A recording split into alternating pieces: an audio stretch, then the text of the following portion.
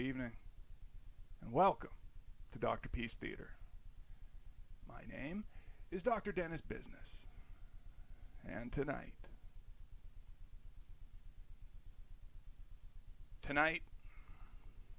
we will continue our dive into the second of the short stories contained within the pages of the Bachman books. The Long Walk.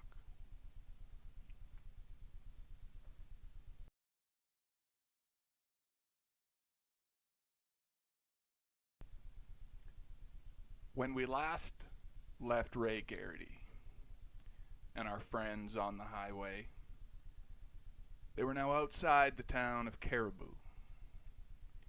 10 had gotten their ticket so far.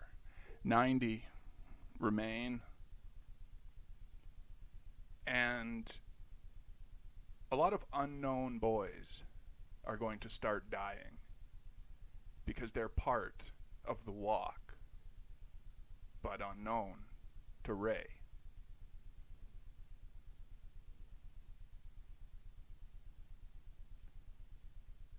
This idea of a long walk like this is fucking terrifying. I keep running it over and over again in my mind, thinking, what would I do? Am I strong enough? Am I tough enough? Do I have enough? I don't even know what the word is for this kind of strength. I don't know if it's desperation. I don't know if it's just giving up. Do you know? Can you tell me? Because I don't understand. And that is where we begin today, with Chapter 5.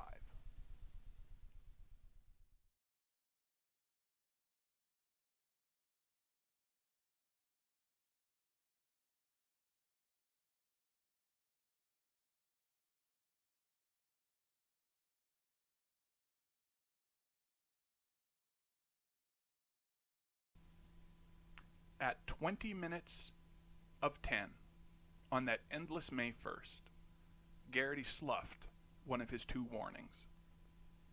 2 more walkers had bought it since the boy in the football jersey. Garrity barely noticed. He was taking a careful inventory of himself. 1 head, a little confused and crazied up, but basically okay. 2 eyes, grainy. 1 neck, pretty stiff.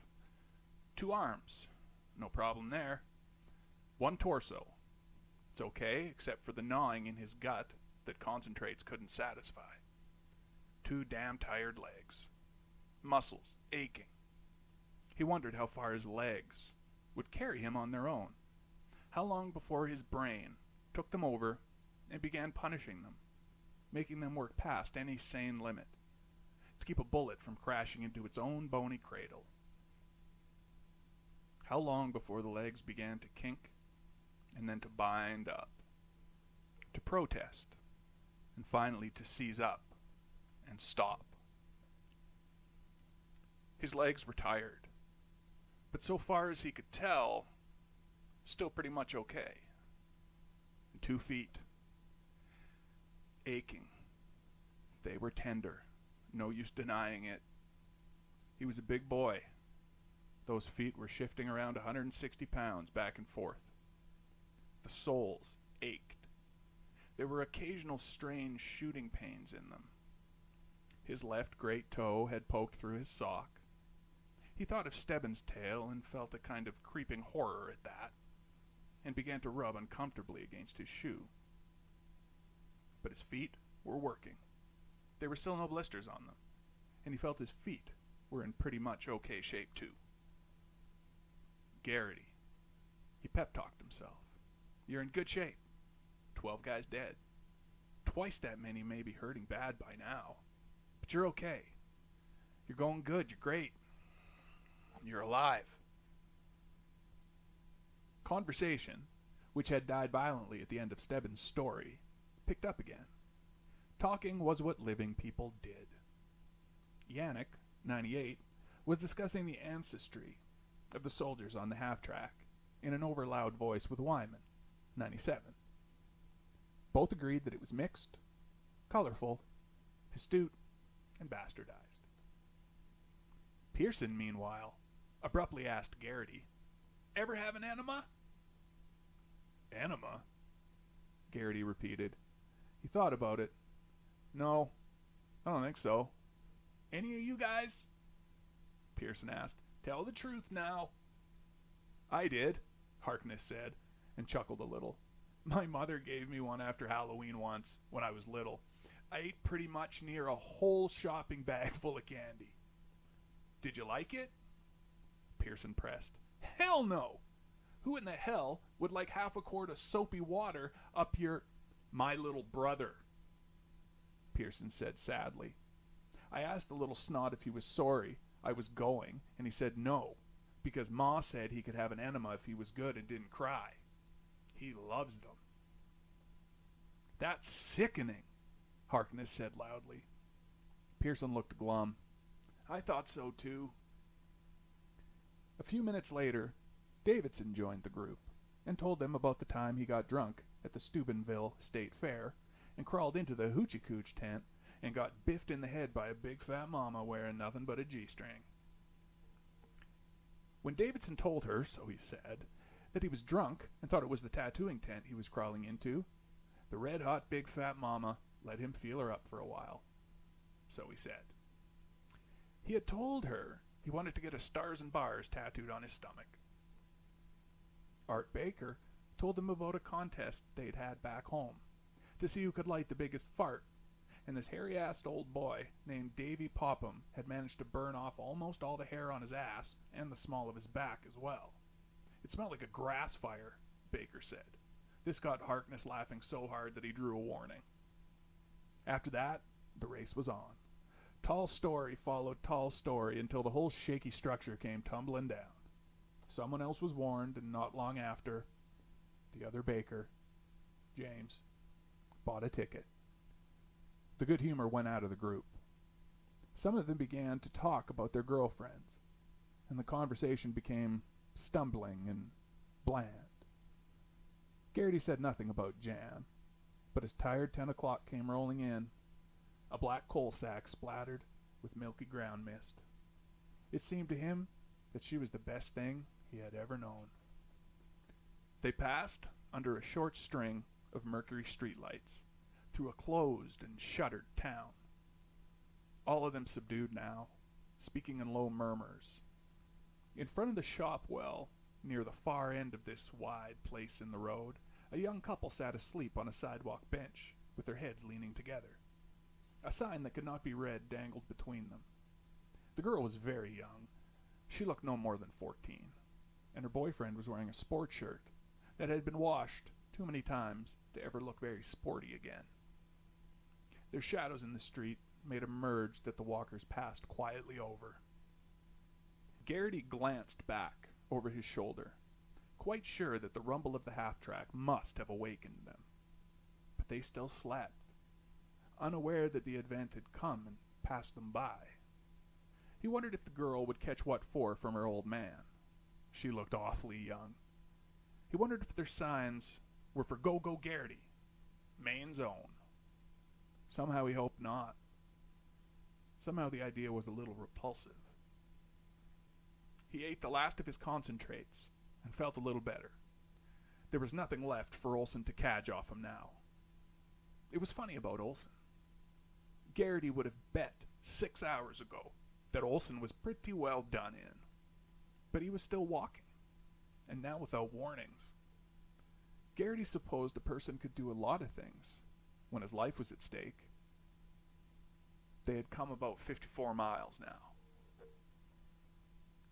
The last of the talk died with the nameless town.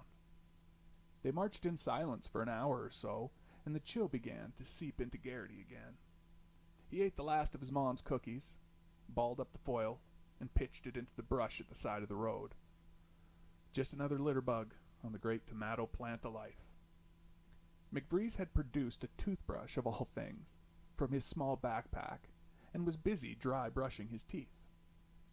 It all goes on, Garrity thought wonderingly.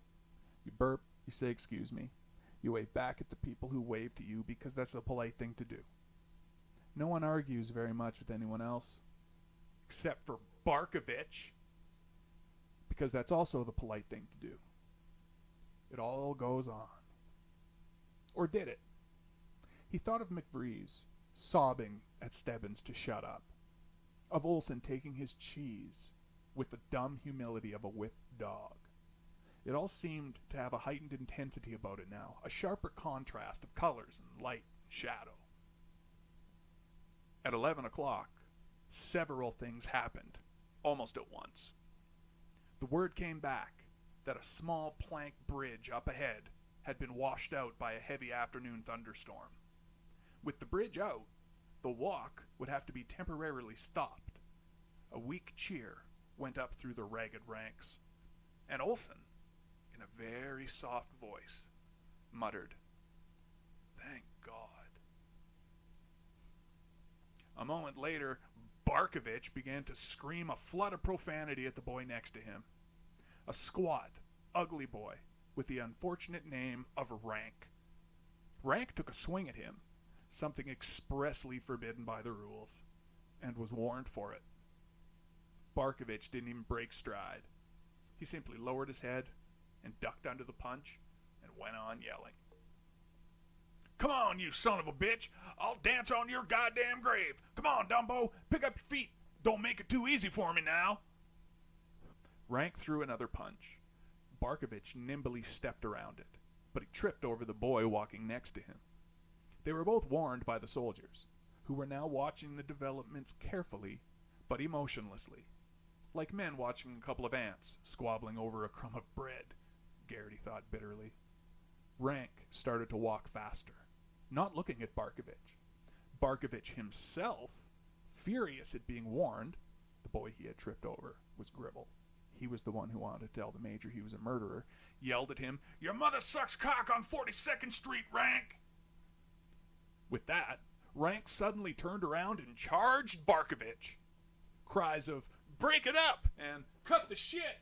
filled the air, but Rank took no notice. He went for Barkovitch with his head down, bellowing.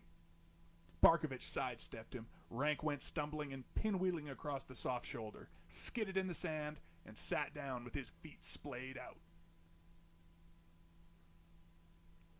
He was given a third warning. "Come on, Dumbo!" Barkovitch goaded. "Get up!" Rank did get up. Then he slipped somehow and fell over on his back. He seemed dazed and woozy. The third thing that happened around 11 o'clock was Rank's death. There was a moment of silence when the carbines sighted in, and Baker's voice was loud and clearly audible. "There, Barkovitch! You're not a pest anymore! Now you're a murderer!" The guns roared. Rank's body was thrown into the air by the force of the bullets.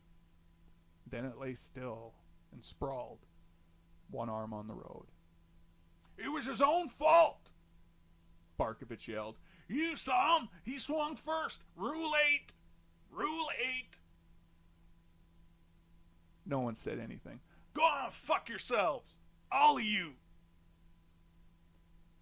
McVries said easily, "Go on back and dance on him a little, Barkovitch. Go. Entertain us. Boogie on him a little bit, Barkovitch. Your mother sucks cock on 42nd Street too, Scarface," Barkovitch said hoarsely. "Can't wait to see your brains all over the road," McVries said quietly. His hand had gone to the scar and was rubbing. "I'll cheer when it happens, you murdering little bastard." Barkovitch muttered something else under his breath. The others had shied away from him, as if he had the plague and he was walking by himself. They hit 60 miles at about 10 past 11, with no sign of a bridge of any kind. Garrity was beginning to think the grapevine had been wrong this time when they cleared a small hill and looked down into a pool of light where a small crowd of hustling, bustling men moved. The lights were beams of several trucks, directed at a plank bridge spanning a fast-running hill of water. "Truly, I love that bridge," Olsen said, and helped himself to one of McVree's cigarettes. Truly. But as they drew closer, Olsen made a soft, ugly sound in his throat and pitched the cigarette away into the weeds. One of the bridge's supports and the two of the heavy-built planks had been washed away, but the squad up ahead had been working diligently. A sawed-off telephone pole had been planted in the bed of the stream, anchored in what looked like gigantic cement plugs. They hadn't had a chance to replace the butts, so they had put down a big convoy truck tailgate in their place. Makeshift, but it would work. "The bridge of San Luis Rey," Abraham said. "Maybe if the ones up front stomp a little, it'll collapse again." "Small chance," Pearson said, and then added in a breaking, weepy voice, "Aw, shit." The vanguard, down to 3 or 4 boys, was on the bridge now. Their feet clumped hollowly as they crossed. Then they were on the other side, walking without looking back. The half-track stopped. 2 soldiers jumped out and kept pace with the boys. On the other side of the bridge, 2 more fell in with the vanguard. The boards steadily rumbled now. 2 men in corduroy coats leaned against a big asphalt-splattered truck marked "Highway Repair." They were smoking. They wore green gum rubber boots. They watched the walkers go by. As Davidson, McBreeze, Olsen, Pearson, Harkness, Baker, and Garrity passed in a loose sort of a group, one of them flicked his cigarette end over into the stream and said, "That's him. That's Garrity." "Keep going, boy," the other yelled. "I got $10 on you at 12 to 1. Garrity noticed a few sawdusty lengths of telephone pole in the back of the truck. They were the ones who had made sure he was going to keep going, whether he liked it or not. He raised one hand to them and crossed the bridge. The tailgate that had replaced the butt planks clinked under his shoes, and then the bridge was behind them. The road dog-legged, and the only reminder of the rest they'd almost had was a wedge-shaped swath of light on the trees at the side of the road. Soon that was gone too. "Has a long walk ever been stopped for anything?" Harkness asked. "I don't think so," Garrity said. "More material for the book?" "No," Harkness said. He sounded tired. "Just personal information." "It stops every year," Stebbins said from behind them. "Once." There was no reply to that. About half an hour later, McVreeze came up beside Garrity and walked with him in silence for a little while. Then, very quietly, he said, "Do you think you'll win, Ray?" Garrity considered it for a long, long time. "No," he said finally. "No. No."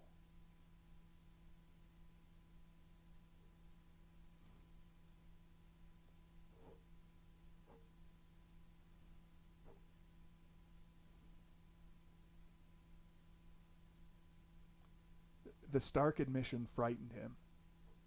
He thought again about buying a ticket. No, buying a bullet.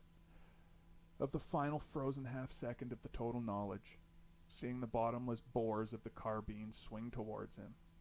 Legs frozen, guts clawing and clawing, muscles, genitals, brains all cowering away from the oblivion a blood beat away. He swallowed dryly. "How about yourself?" "I guess not," McVreeze said. "I stopped thinking I had any real chance around 9 tonight. You see, He cleared his throat. "It's hard to say, but I went into it with my eyes open, you know?" He gestured around at the other boys. "Lots of these guys didn't, you know? I knew the odds. but I didn't figure on people. And I don't think I ever realized the real gut truth of what this is. I think I had the idea that when the first guy got so he couldn't cut it anymore, they'd aim the guns at him and pull all the triggers, and little pieces of paper with the word bang printed on them would. They would, and the major would say April Fools, and we'd all go home. Do you get what I'm saying at all? Garrity thought of his own rending shock when Curly had gone down in a spray of blood and brains like oatmeal. Brains on the pavement in the white line. Yes, he said. I know what you're saying. It took me a while to figure it out, but it was faster after I got around that mental block. Walk or die. That's the moral of this story. Simple as that. It's not survival of the physically fittest. That's where I went wrong and let myself get into this. If it was, I'd have a fair chance. But there are weak men who can lift cars if their wives are pinned underneath. The brain, Garrity. McVree's voice had dropped to a hoarse whisper. It isn't man or God. It's something. It's something in the brain. A whippoorwill called once in the darkness. The ground fog was lifting. Some of these guys will go on walking long after the laws of biochemistry and handicapping have gone by their boards. There was a guy last year that crawled for 2 miles at 4 miles an hour after both of his feet cramped up at the same time. Do you remember reading about that? Look at Olsen. He's worn out, but he keeps going. That goddamn Barkovitch is running on high-octane hate, and he just keeps going, and he's fresh as a daisy. I don't think I can do that. I'm not tired, not really tired yet, but I will be. The scar stood out on the side of his haggard face as he looked ahead into the darkness. And I think when I get tired enough, I think I'll just sit down. Garrity was silent, but he felt alarmed, very alarmed. I'll outlast Barkovitch, though, McVree said, almost to himself. I can do that, by Christ. Garrity glanced at his watch and saw it was 11:30. They passed through a deserted crossroads where a sleepy-looking constable was parked. The possible traffic he had been sent out to halt was non-existent. They walked past him, out of the bright circle of light thrown by the single mercury lamp. Darkness fell over them like a coal sack again. We could slip into the woods now, and they'd never see us, Garrity said thoughtfully. Try it, Olsen said. They've got infrared sweep scopes, along with 40 other kinds of monitoring gear, including high-intensity microphones. They hear everything we're saying. They can almost pick up your heartbeat. And they see you like daylight, Ray. As if to emphasize his point, a boy behind them was given his second warning. You take all the fun out of living, Baker said softly. His faint southern drawl sounded out of place and foreign to Garrity's ears. McVree's had walked away. The darkness seemed to isolate each of them, and Garrity felt a shaft of intense loneliness. There were mutters and half yelps every time something crashed through the woods they were going past, and Garrity realized with some amusement that a late evening stroll through the Maine woods could be no picnic for the city boys and the crew. An owl made a mysterious noise somewhere to their left. On the other side, something rustled, was still, and rustled again and was still, and then made a crashing break for less populated acreage. There was another cry of, "What was that?" Overhead, capricious spring clouds began to scud across the sky in mackerel shapes, promising more rain. Garrity turned up his collar and listened to the sound of his feet pounding the pavement. There was a trick to that, a subtle mental adjustment, like having better night vision the longer you were in the dark. This morning, the sound of his feet had been lost to him. They had been lost in the tramp of 99 other pairs, not to mention the rumble of the half-track. but now he heard them easily. His own particular stride, and the way his left foot scraped the pavement every now and then. It seemed to him that the sound of his footfalls had become as loud to his ears as the sound of his own heartbeat. Vital. It's a life and death sound. His eyes felt grainy, trapped in their sockets. The lids were heavy. His energy seemed to be draining down some sinkhole in the middle of him. Warnings were droned out with monotonous regularity, but no one was shot. Barkovitch had shut up. Stebbins was a ghost again, not even visible in the back of them. The hands on his watch read 11:40. On up towards the hour of witches, he thought, when churchyards yawn and give up their moldy dead, when all good little boys are sacked out, when wives and lovers have given up the carnal pillow fight for the evening, when passengers sleep uneasy on the Greyhound to New York, when Glenn Miller plays uninterrupted on the radio and bartenders think about putting the chairs up on the tables and... Jan's face came into his mind again. He thought of kissing her at Christmas, almost half a year ago, under the plastic mistletoe his mother always hung from the big globe in the kitchen. Stupid kid stuff. Look where you're standing.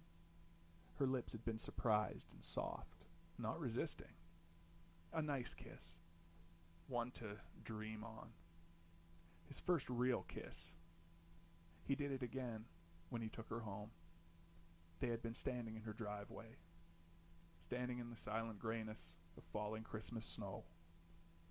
That had been something more than a nice kiss. His arms locked around her waist, her arms around his neck. Locked there, her eyes closed. He had peeked. The soft feel of her breasts, muffled up in her coat, of course, against him. He had almost told her he loved her then, but no. That would have been too quick. After that, they taught each other. She taught him that books were sometimes just to be read and discarded, not studied. He was something of a grind, which amused Jan, and her amusement first exasperated him, and then he also saw the funny side of it. He taught her to knit. That had been a funny thing. His father, of all people, had taught him how to knit before the squads got him. His father had taught Garrity's father as well. It was something of a male tradition in the clan Garrity, it seemed. Jan had been fascinated by the pattern of the increases and decreases, and she left him behind soon enough, overstepping his laborious scarves and mittens to sweaters, cable knits, and finally to crocheting and even the tattling of doilies, which she gave up as ridiculous as soon as the skill was mastered. He had also taught her how to rumba and cha-cha, skills he had learned on endless Saturday mornings at Miss Amelia Dorgan's School for Modern Dance. That had been his mother's idea, one he had objected to strenuously. His mother had stuck to her guns, thank God. He now thought of the patterns of light and shadow on the nearly perfect oval of her face, the way she walked, the lift and fall of her voice, the easy, desirable swing of one hip, and he wondered in terror what he was doing here, walking down this dark road. He wanted her now. He wanted to do it all over again, but differently. Now, when he thought of the Major's tanned face, the salt and pepper mustache, the mirrored sunglasses, he felt a horror so deep it made his legs feel rubbery and weak. Why am I here? He asked himself desperately. And there was no answer. So he asked the question again. Why am... The guns crashed in the darkness, and there was an unmistakable mail sack thud of a body falling on the concrete. The fear was on him again. The hot, throat-choking fear that made him want to run blindly, to dive into the bushes and just keep on running until he found Jan and safety. McVrees had Barkovitch to keep him going. He would concentrate on Jan. He would walk to Jan. They reserved space for Long Walker's relatives and loved ones in the front lines. He would see her. He thought about kissing the other girl and was ashamed. How do you know you'll make it? A cramp, blisters, a bad cut or nosebleed that just won't quit, a big hill that was just too big and too long. How do you know you'll make it? I'll make it. I'll make it. Congratulations, McVrees said at his shoulder, making him jump. Huh? It's midnight. We live to fight another day, Garrity. And many of 'em, Abraham added. For me, that is. Not that I begrudge you, you understand. 105 miles to Old Town, if you care, Olsen put in tiredly. Who gives a shit about Old Town? McVrees demanded. You ever been there, Garrity? No. How about Augusta? Christ, I thought that was in Georgia. Yeah, I've been in Augusta. It's the state capital. Regional, Abraham said. And the corporate governor's mansion, and a couple of traffic circles, and a couple of movie... You have those in Maine? McVrees asked. Well, it's a small state capital, okay? Garrity said, smiling. Wait till we hit Boston, McVrees said. There were groans. From up ahead, there came cheers, shouts, and catcalls. Garrity was alarmed to hear his own name called out. Up ahead, about half a mile away, was a ramshackle farmhouse, deserted and fallen down. But a battered Klieg light had been plugged in somewhere, and a huge sign, lettered with pine boughs across the front of the house, read, Garrity's our man. Hey, Garrity, where's the parents? Someone yelled. Back home making kids, Garrity said, embarrassed. There could be no doubt that Maine was Garrity country, but he found the signs and cheers and gibes of others all a little mortifying. He had found, among other things, in the last 15 hours, that he didn't much crave the limelight. The thought of 1 million people all over the state rooting for him and laying bets on him, at 12-1 the highway worker had said, was that good or bad? It was a little scary. You'd think they would have left a few plump, juicy parents lying around here somewhere, Davidson said. Poontang from the PTA? Abraham asked. The ribbing was half-hearted and didn't last very long. The road killed most ribbing very quickly. They crossed another bridge, this time a cement one that spanned a good-sized river. The water rippled below them like black silk. A few crickets chirred cautiously, and around 15 past midnight, a splatter of light, cold rain fell. Up ahead, someone began to play a harmonica. It didn't last long. Hint 6, conserve wind. But it was pretty for the moment that it lasted. It sounded a little like Old Black Joe, Garrity thought. Down in the cornfield, hear that mournful sound. All de darkies am a-weepin'. Ewing's in the cold, cold ground. No, that wasn't Old Black Joe. That tune was some other Stephen Foster racist classic. Good old Stephen Foster drank himself to death. So did Poe, it had been reputed. Poe, the necrophiliac, the one who had married his 14-year-old cousin. That made him a pedophile as well. All around depraved fellows, he and Stephen Foster both. If only they could have lived to see the long walk, Garrity thought. They could have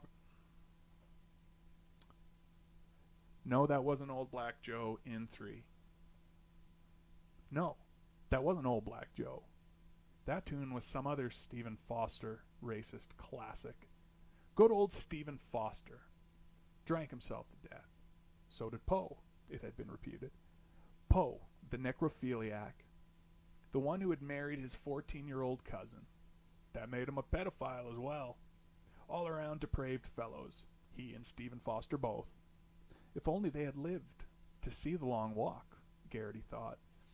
They could have collaborated on the world's first morbid musical.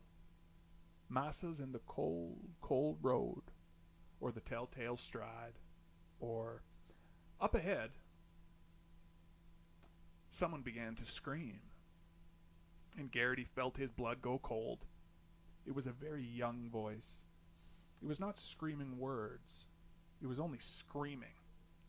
A dark figure broke from the pack, pelted across the shoulder of the road in front of the half-track. Garrity could not even remember when the half-track had rejoined their march after the repaired bridge, and dived for the woods. The guns roared. There was a rending crash with a dead weight that fell through the juniper brushes and underbrush onto the ground. One of the soldiers jumped down and dragged the inert form up by the hands. Garrity watched apathetically and thought, even the horror wears thin. There's a level even to death. The harmonica player started in satirically on taps, and somebody, Collie Parker by the sound, told him angrily to shut the fuck up. Stebbins laughed. Garrity felt suddenly furious with Stebbins and wanted to turn and ask him how he'd like someone laughing at his death. It was something you'd expect of Barkovitch. Barkovitch had said he would dance on a lot of graves, and there were 16 he could dance on already. I doubt he'll have much left in his feet to dance with, Garrity thought. A sharp twinge of pain went through the arch of his right foot. The muscle there tightened, heart-stoppingly, and then loosened. Garrity waited with his heart in his mouth for it to happen again. It would hit harder. It would turn his foot into a block of useless wood. But it didn't happen. "I can't walk much further," Olsen croaked. His face was a white blur in the darkness. No one answered him. The darkness. God damn the darkness. It seemed to Garrity that they had been buried alive in it, immured in it. Dawn was a century away. Many of them would never see the dawn or the sun. They were buried 6 feet deep in the darkness. All they needed was the monotonous chanting of the priest, his voice muffled but not entirely obscured by the new packed darkness above which the mourners stood. The mourners were not even aware that they were here. They were alive. They were screaming and scratching and clawing at the coffin-lid darkness. The air was flaking and rusting away. The air was turning into poison gas. Hope fading until hope itself was a darkness. And above all of it, the nodding chapel bell voice of the priest and the impatient shuffling feet of mourners, anxious to be off into the warm May sunshine. Then, overmastering that, the sighing, shuffling chorus of the bugs and the beetles, squirming their way through the earth, come for the feast. I could go crazy, Garrity thought. I could go right the fuck off my rocker. A little breeze soughed through the pines. Garrity turned around and urinated. Stebbins moved over a little, and Harkness made a coughing, snoring sound. He was walking half asleep. Garrity became acutely conscious of all the little sounds of life. Someone hawked and spat. Someone else sneezed. Someone ahead on the left was chewing something noisily. Someone asked someone else softly how he felt. There was a murmured answer. Yannick was singing at a whisper level, soft and very much off-key. Awareness. It was all a function of awareness, but it wasn't forever. Why did I get into this? Olsen suddenly asked hopelessly, echoing Garrity's thoughts not so many minutes ago. Why did I let myself in for this? No one answered him. No one had answered him for a long time now. Garrity thought it was as if Olsen was already dead. Another light spatter of rain fell. They passed another ancient graveyard, a church next door, a tiny shop front, and then they were walking through a small New England community of small, neat homes. The road cross-hatched, a miniature business section where perhaps a dozen people had gathered to watch them pass. They cheered, but it was a subdued sound, as if they were afraid they might wake their neighbors. None of them was young, Garrity saw. The youngest was an intense-eyed man of about 35. He was wearing rimless glasses and a shabby sport coat, pulled against him to protect against the chill. His hair stuck up in back, and Garrity noted with amusement that his fly was half unzipped. "Go, great, go, go, oh, great!" he chanted softly. He waved one soft, plump hand ceaselessly, and his eyes seemed to burn over each of them as they passed. On the far side of the village, a sleepy-eyed policeman held up a rumbling trailer truck until they had passed. There were 4 more streetlights, an abandoned, crumbling building with Eureka Grange number 81 written over the big double doors at the front. And then the town was gone. For no reason Garrity could put a finger on, he felt as if he'd just walked through a Shirley Jackson short story. McVrees nudged him. "Look at that, dude," he said. That dude was a tall boy in a ridiculous Loden green trench coat. It flapped around his knees. He was walking with his arms wrapped around his head like a gigantic poultice. He was weaving unsteadily back and forth. Garrity watched him closely, with kind of an academic interest. He couldn't recall ever seeing this particular walker before. But of course the darkness changed faces. The boy stumbled over his own feet and almost fell down. Then he went on walking. Garrity and McVrees watched him in fascinated silence for perhaps 10 minutes, losing their own aches and tiredness in the trench-coated boy's struggle. The boy in the trench coat didn't make a sound. Not a groan, not a moan. Finally, he did fall over and was warned. Garrity didn't think the boy would be able to get up, but he did. Now he was walking with Garrity and the boys around him. He was an extremely ugly boy, with the number 45 pressure taped to his coat. Olsen whispered, "What's the matter with you?" But the boy seemed not to hear. They got that way, Garrity had noticed. Complete withdrawal from everything and everyone around them. Everything but the road. And they stared at the road with a kind of horrid fascination. As if it were a tightrope they had to walk over an endless, bottomless chasm. "What's your name?" he asked the boy. But there was no answer. And he found himself suddenly spitting the question at the boy over and over, like an idiot litany that would save him from whatever fate was coming for him out of the darkness like a black express freight. "What's your name, huh? What's your name? What's your name?" "Ray." McVrees was tugging at his sleeve. "He won't tell me, Pete."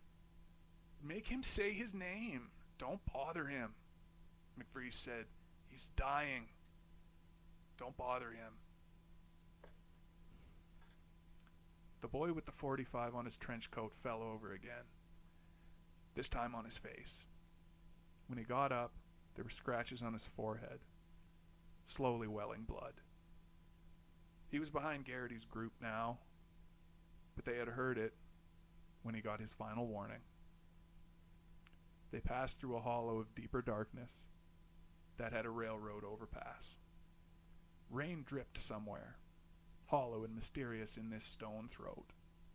It was very damp. Then they were out again, and Garrity saw with gratitude that there was a long, straight, flat stretch ahead. 45 fell down again. Footsteps quickened as boys scattered. Not long after, the guns roared. Garrity decided the boy's name must not have been important anyway.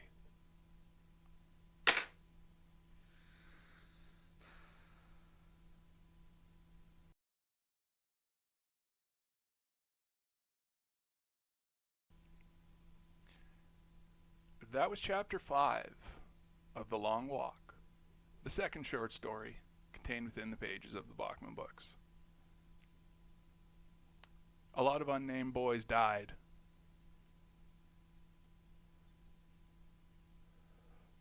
And it's hard to keep track, because they don't have any names.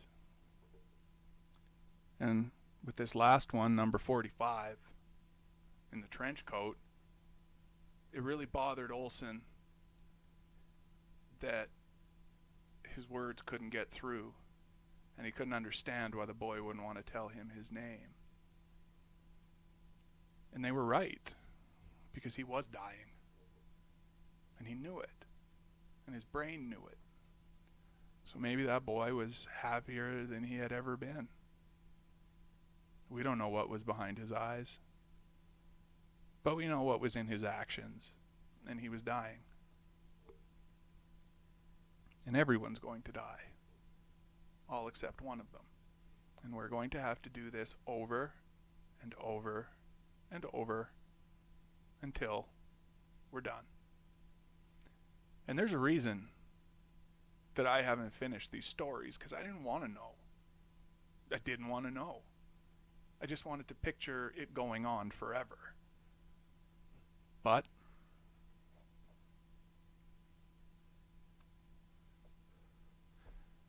just like the walkers, we are forced to continue, lest the carbines fire on us. And they won't. And we will make sure. Because this has been Doctorpiece Theater. And my name is Dr. Dennis Business. And as always, my friends,